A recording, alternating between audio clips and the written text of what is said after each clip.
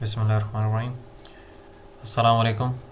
आज हमारा केमिस्ट्री में जो टॉपिक है वो है गैल्वानिक सेल। गैल्वानिक सेल के बारे में हम डिटेल में स्टडी करेंगे कि ये सेल किस तरीके से वर्क करता है, इसकी कंस्ट्रक्शन क्या है, और उसी के साथ साथ तो थोड़ी सी इसकी हिस्ट्री को भी टच देंगे कि गैल्वानिक सेल को फर्स्ट टाइम किसने प्रिपेयर किया था, बनाया था इसे।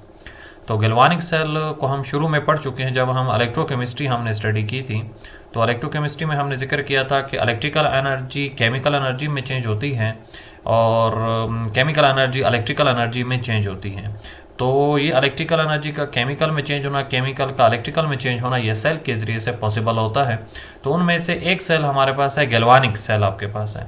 तो गैल्वानिक सेल आपके पास जो है वो कौन सा सेल है, ये किस एनर्जी को किस में चेंज करता है और ये किस तरीके से चेंज करता है और इसमें कौन सा अपरेटस यूज़ होते हैं, तो उनके बारे में हम स्टडी यहाँ पर करेंगे। तो गैल्वानिक सेल जो हमारे पास है वो कुछ इस तरीके का हमारे पास मौजूद है।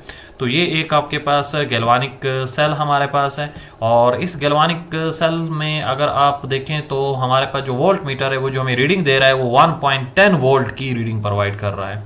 यानी कि अंदर ये केमिकल्स मौजूद हैं, जैसे इस साइड पर जिंक है और इस साइड पर जिंक का सॉल्यूशन है और इस साइड पर कॉपर है और कॉपर का सॉल्यूशन एक लिहाज से मौजूद है।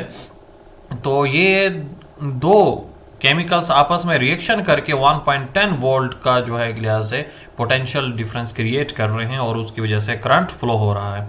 तो हमारे पास जो गैल्वानिक सेल है वो एक ऐसा सेल होता है जो केमिकल एनर्जी को इलेक्ट्रिकल एनर्जी में चेंज करता है। तो इसकी डेफिनेशन जो हमारे पास आती है कुछ इस तरीके से कि हमारे पास एक ऐसा इलेक्ट्रोकेमिकल सेल है जो इलेक्ट्रिकल करंट प्रोड्यूस करता है स्पॉन्टेनियस रिडॉक्स रिएक्शन से, क्योंकि यहाँ पर अगर एक इलेक्ट्रॉन लॉस कर रहा है तो दूसरा गेन कर रहा है, जिसकी वजह से चार्ज फ्लो हो रहा है और इसलिए हम इस सेल को एक लिहाज से गैल्वानिक सेल या वोल्टिक सेल कहते हैं। गैल्वानिक और वोल्टिक इसलिए भी कहा जाता है बेसिकली, तो ये साइंटिस्ट के नाम के ऊपर मौजूद हैं।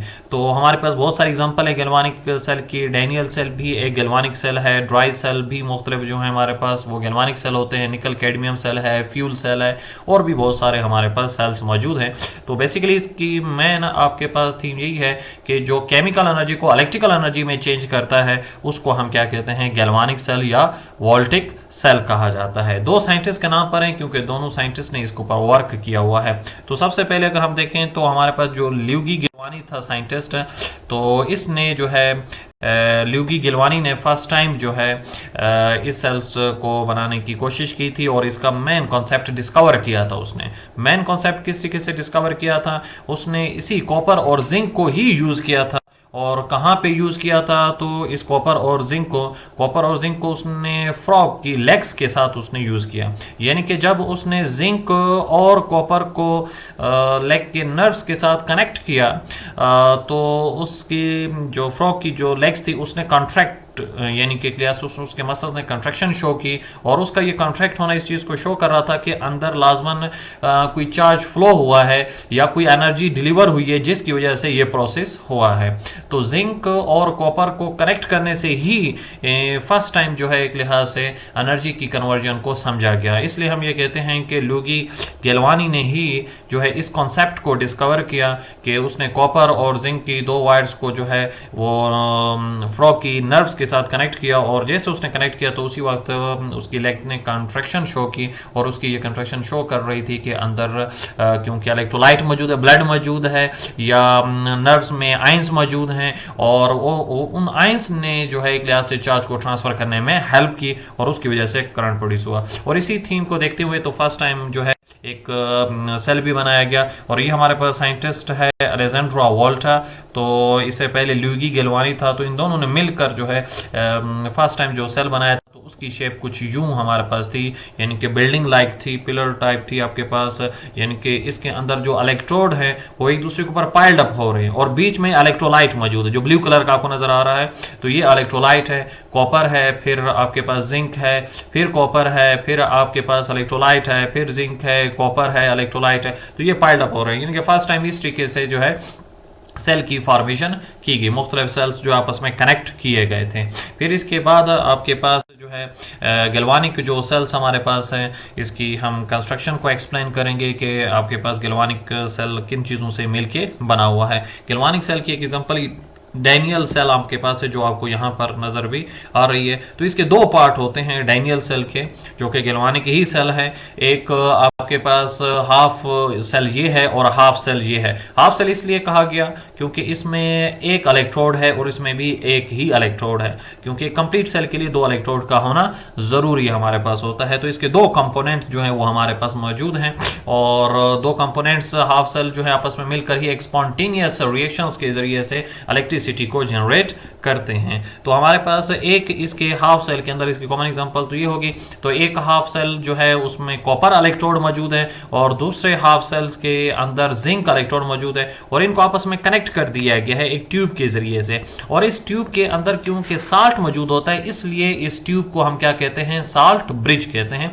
और इसमें कौन से साल्ट हो सकते हैं, किस तरीके से आगे भी हमारे पास आगे स्लाइड्स में आपके पास ये आएगा। वैसे तो हम इसमें आपके पास सोडियम क्लोराइड भी यूज कर सकते हैं, पोटाशियम क्लोराइड भी यूज कर सकते हैं, सोडियम नाइट्रेट भी यूज किया जा सकता है, और जेलेटिनियन फॉर्म में यूज करते हैं इसको, ताकि एकदम ये यूज ना हो जाए या डिसॉल्व ना हो जाए। तो ये हमारे पास दो हाफ सेल्स हैं और इन दो हाफ सेल्स को कनेक्ट किया गया है साल्ट ब्रिज से, और इसके अंदर जो इलेक्ट्रोलाइट यूज हो रहा है, इलेक्ट्रोलाइट उसको कहते हैं, उस सोल्यूशन को कहते हैं जिसमें से करंट पास हो सके। तो हमारे पास यहाँ पर जिंक सल्फेट के सोल्यूशन और कॉपर सल्फेट के सोल्यूशन जो हैं ये एज अ इलेक्ट्रोलाइट के तौर पर यूज हो रहे हैं। तो this is the common example of galvanic cell है आपके पास। इसको दो पार्ट्स में आपके पास जो स्प्लिट हो चुके हैं उनको कनेक्ट किया गया साल्ट ब्रिज के जरिए से, और हमारे पास each part is called a half cell. ये हाफ सेल है, और two half cell when connected with each other then it form a complete cell. तो ये कंप्लीट सेल्स हमारे पास बनाते हैं। फिर हम आगे नेक्स्ट आपके पास स्लाइड्स में आपके पास आते हैं, तो इसकी वर्किंग के ऊपर आते हैं कि इसकी वर्किंग किस तरीके से हमारे पास होगी। अगर आप देखें तो यहाँ पर जिंक हमारे पास है, एनोड है, और कॉपर एज अ कैथोड के तौर पर काम कर रहा है। हमारे पास जो कॉपर है, बेसिकली कॉपर का रिडक्शन पोटेंशियल ज़्यादा है और जिंक का रिडक्शन पोटेंशियल कम है, तो जिसकी वजह से इलेक्ट्रॉन फ्लो कर रहे हैं जिंक से कॉपर की तरफ फ्लो कर रहे हैं, और जिंक से जब ये कॉपर की तरफ इलेक्ट्रॉन फ्लो करेंगे तो लाजमन आपके पास जिंक जब इलेक्ट्रॉन लॉस करेगा तो उसकी बॉन्डिंग जो है वो अपने मेटल्स के साथ, मेटल प्लेट के साथ वो वीक हो जाएगी और वो वहां से अलग होकर नीचे आ जाएगा। जैसे वो वहां से अलग होकर नीचे आएगा तो लाजमन, अगर आप यहाँ पर साइड पर भी देखें जिंक एनोड को, तो उसके साइज में फर्क आना शुरू हो जाएगा, यानी कि जिंक का साइज डिक्रीज होना शुरू हो जाएगा।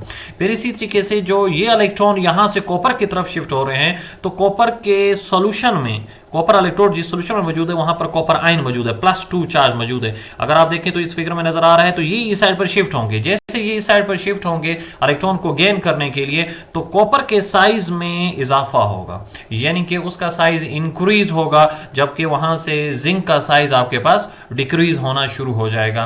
तो इस लिहाज से जब तक आपके पास ये जिंक कम खत्म नहीं हो जाएगा, कंप्लीटली कंज्यूम नहीं हो जाएगा, तब तक ये करंट फ्लो होता रहेगा। तो इसकी वर्किंग में यही चीज हमने मेंशन की हुई है कि आपके पास when these two electrodes are connected externally by wire, electron flow from zinc electrode to copper electrode. क्यों फ्लो करेगा, किस वजह से फ्लो करेगा? क्योंकि जिंक का रिडक्शन पोटेंशियल कम है, जबकि हमारे पास जो कॉपर है उसका रिडक्शन पोटेंशियल ज्यादा है। जिंक यहाँ पर आपके पास एनोड के तौर पर बिहेव कर रहा है, इलेक्ट्रॉन डोनेट कर रहा है, और उसके साइज में आपके पास डिक्रीज आ रहा है। क्यों डिक्रीज आ रहा है? क्योंकि वो पार्ट जो कॉपर यानी कि जिंक प्लेट के साथ जुड़ा हुआ है वो उससे अलग होकर सॉल्यूशन में ट्रांसफर हो जाता है, उससे अलग होकर सॉल्यूशन में ट्रांसफर हो जाता है। जबकि कॉपर वाले केस में जो उसका आयन मौजूद है, जो सॉल्यूशन मौजूद है, वो वहां से आकर उस प्लेट के ऊपर डिपॉजिट हो जाता है। जब प्लेट पे डिपॉजिट हो जाता है तो तब उसके साइज में इजाफा हो जाता है। तो कॉपर हमारे पास जो इलेक्ट्रोड है वो कैथोड के तौर पर काम कर रहा है और उसके साइज में इजाफा हो रहा है, साइज उसका इंक्रीज आपके पास हो रहा है। तो इस लिहाज से हमारे पास ये करंट मुसलसल फ्लो होता रहेगा, और इसकी कंटिन्यूटी को जारी करने के लिए इसमें साल्ट ब्रिज का यूज करना जरूरी है, क्योंकि जब यहां से जिंक अलग होकर इस साइड पर आएगा तो नेगेटिव जो आयन है उस साल्ट का, जो साल्ट ब्रिज में मौजूद है, वो इस साइड पर मूव करके इसको न्यूट्रलाइज कर देगा, ताकि वो जिंक जो है वो क्लोराइड से रिएक्ट करके जिंक क्लोराइड बनाकर वो डिपॉजिट होना शुरू हो जाएगा, न्यूट्रलाइज कर देगा उसको, ताकि पॉजिटिव नेगेटिव आयन हमारे पास इक्विलिब्रियम में रहे सॉल्यूशन के अंदर। अगर वो इक्विलिब्रियम में नहीं रहेंगे तो जिंक से फर्दर इलेक्ट्रॉन एक लिहाज से मूव नहीं करेंगे। फिर इसी तरीके से यहाँ पर क्योंकि कॉपर जो है वो जब डिपॉजिट हो जाता है, न्यूट्रल हो जाता है, है तो नेगेटिव आयन में इजाफा हो जाता है। नेगेटिव आयन सोल्यूशन में इजाफा होने की वजह से सोडियम आयन जो है वो नीचे की तरफ क्या हो जाएंगे, ट्रांसफर्स हमारे पास हो जाएंगे। तो हमारे पास इसकी वजह से 1.10 वोल्ट आपके पास करंट जो है वो यहाँ पर प्रोड्यूस हो रहा होता है। तो अगर आप इसका ये भी देखें, रिएक्शन भी हमारे पास नीचे यहाँ पर दिया हुआ है, ऑक्सीडेशन हाफ रिएक्शन है और रिडक्शन हाफ रिएक्शन है।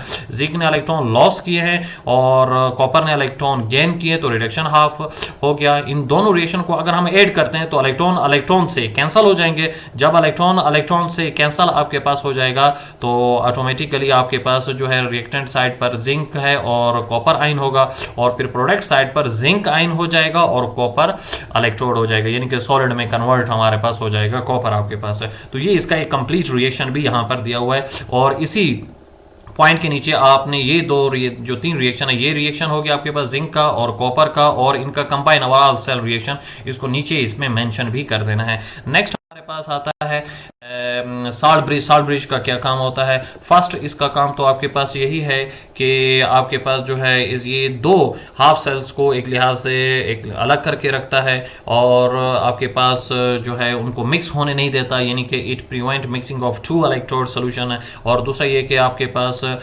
जो दोनों हाफ सेल्स हैं उसमें जो आयंस हैं उनको न्यूट्रल करने की भी कोशिश करता है, ताकि आपके पास positive ion negative ion equal रहेंगे तभी करंट वहां से फ्लो करेगा, यानी कि इलेक्ट्रॉन फ्लो करेंगे जिंक से कॉपर की तरफ, अदरवाइज वो फ्लो नहीं करेंगे। तो ये इसके 2 मेन साल्ट ब्रिज के फंक्शन भी हमारे पास आ जाते हैं।